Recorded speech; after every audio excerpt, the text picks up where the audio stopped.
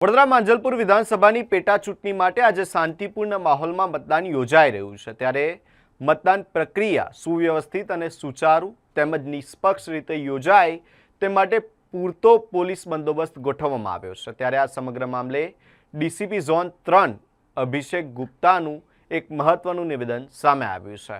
તેમણે જણાવ્યું હતું કે તમામ મતદાન મથકો પર સતત નિરીક્ષણ કરવામાં આવી રહ્યું છે। સ્થાનિક પોલીસ હોમગાર્ડ જવાનો ઉપરાંત CAPFની 5 કંપનીઓ પણ તૈનાત કરવામાં આવી છે। મતદાન દરમિયાન સુરક્ષા જળવાઈ રહે તે માટે તમામ ચેકપોસ્ટ પર વાહન ચેકિંગ હાથ ધરવામાં આવી રહ્યું છે। મતદારો મોબાઈલ ફોન મતદાન મથક સુધી ન લઈ જાય તે માટે પણ અલગ અલગ વ્યવસ્થા કરવામાં આવી છે। વરિષ્ઠ નાગરિકો અને દિવ્યાંગ મતદારોને મદદરૂપ થવા પોલીસ કર્મચારીઓ દ્વારા વ્હીલચેરની વ્યવસ્થા કરવામાં આવી છે અને તેમને મતદાન મથક સુધી પહોંચાડવામાં આવી રહ્યા છે। ડીસીપીએ તમામ મતદારોને લોકશાહીના પર્વમાં અવશ્ય મતદાન કરવાની અપીલ કરી છે।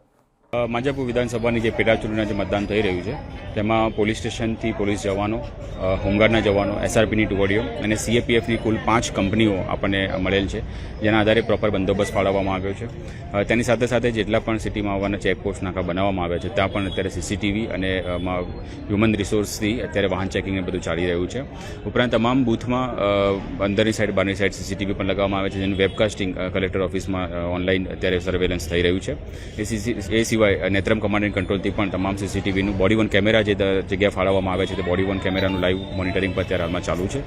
આ સિવાય સિનિયર ઓફિસર દ્વારા તમામ બૂથની વિઝિટ કરવામાં આવી રહી છે અને કંઈ પણ ઇસ્યુ જણાય તો તેનું નિરાકરણ લાવવામાં આવી રહ્યું છે। એઝ ઓફ નાઉ અત્યાર સુધીનું જે વોટિંગ છે ખૂબ જ શાંતિપૂર્ણ માહોલમાં થઈ રહ્યું છે તથા તમામ પોલીસ જવાનો અને હોમગાર્ડ અહીંયા આવતા કોઈ પણ વૃદ્ધ વ્યક્તિ હોય કે કોઈને પણ મદદની જરૂર હોય તો વ્હીલચેરનો ઉપયોગ કરીને કે ગમે તે રીતે મદદ કરીને પણ તેમને વોટ આપવા સુધી પોલિંગ સ્ટેશન સુધી અંદર સુધી લઈ જવામાં મદદ કરી રહી છે।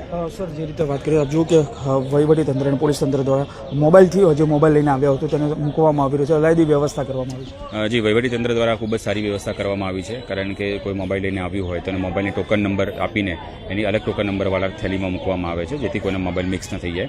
ખૂબ જ સુંદર આયોજન વહીવટી તંત્ર દ્વારા કરવામાં આવ્યું છે। મતદારોને શું અપીલ કરશો, કારણ કે મતદાર એ નાગરિકની ફરજ છે? જી, મત આપવો એ તમામ નાગરિકની ફરજ છે અને આ જે બાય ઇલેક્શન છે તેમાં હું તમામ નાગરિકને વિનંતી કરું છું કે આપ આપણો અનુકૂળ સમય કાઢીને આજના સાંજ સુધીમાં આપ આવી શકો છો અહીંયા અને વોટિંગ આપી શકો છો અને પોલીસ તંત્ર અને વહીવટી તંત્ર આપની મદદ અહીંયા ખડે પગે ઊભું છે।